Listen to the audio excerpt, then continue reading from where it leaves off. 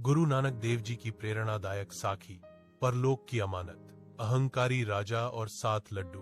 अपनी उदासियों के दौरान गुरु नानक देव जी एक ऐसे राज्य में पहुंचे जिसका राजा अपनी वीरता और संपत्ति के नशे में चूर था। उसके पास आलीशान महल, हारों, दास दासियां और सोने चांदी के विशाल भंडार थे। वह अपनी प्रजा की सेवा से अधिक अपनी शक्ति के प्रदर्शन में विश्वास रखता था। जब उसे पता चला कि नगर के बाहर एक तेजस्वी दरवेश आए हैं, तो उसने अपनी अमीरी दिखाने के उद्देश्य से गुरुजी को महल में आमंत्रित किया। महल में गुरुजी का स्वागत बहुत धूमधाम से किया गया। भोजन के दौरान राजा अपनी उपलब्धियों का बखान करने लगा। उसने कहा, गुरुजी, देखिए मेरा साम्राज्य कितना विस्तृत है। मैंने न केवल युद्ध जीते हैं, बल्कि बड़े बड़े मंदिर और महल भी बनवाए हैं।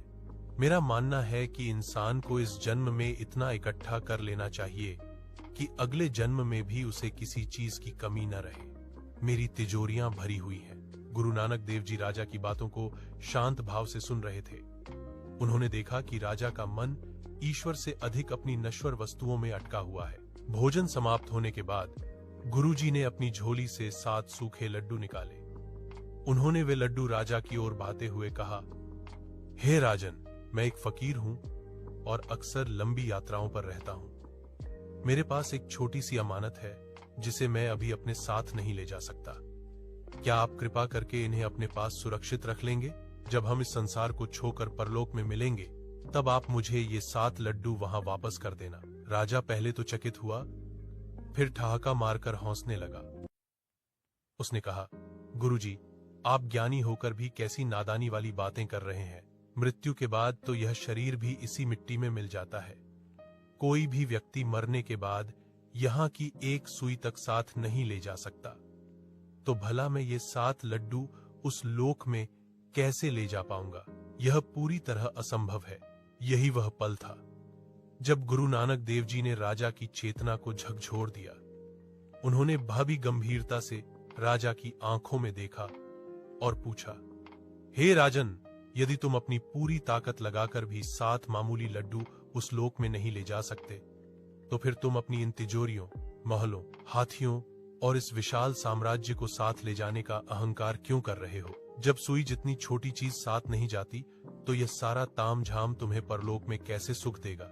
राजा के कानों में ये शब्द किसी गर्जना की तरह गूंजे। उसकी आंखें खुल गईं। उसे एहसास हुआ कि वह जिस माया जाल को अपनी शक्ति समझ रहा था, वह मृत्यु के द्वार पर शून्य है। राजा गुरुजी के चरणों में गिर पड़ा और पश्चाताप की अग्नि में जलते हुए बोला, सच्चे पातशाह, मुझसे भई भूल हुई। मैंने व्यर्थ ही इन मिट्टी की चीजों पर घमंड किया। अब आप ही बताइए कि मुझे क्या इकट्ठा करना चाहिए जो परलोक में मेरा साथ दे। गुरुजी ने उसे उठाया और प्रेम पूर्वक समझाया, राजन, इस दुनिया में धन और बल केवल दूसरों की सेवा के लिए दिए गए हैं। यहाँ केवल नाम की कमाई और नेकी के कर्म ही असली मुद्रा है। जो तुम यहाँ गरीबों को दोगे, जो प्यासों को पानी पिलाओगे और जो भूखों को खाना खिलाओगे, वही दुआएं तुम्हारे साथ परलोक में जाएंगी। इस कथा का गहरा संदेश यह साखी सिखाती है कि हम वस्तुओं के मालिक नहीं, बल्कि केवल उनके रखवाले हैं। 2.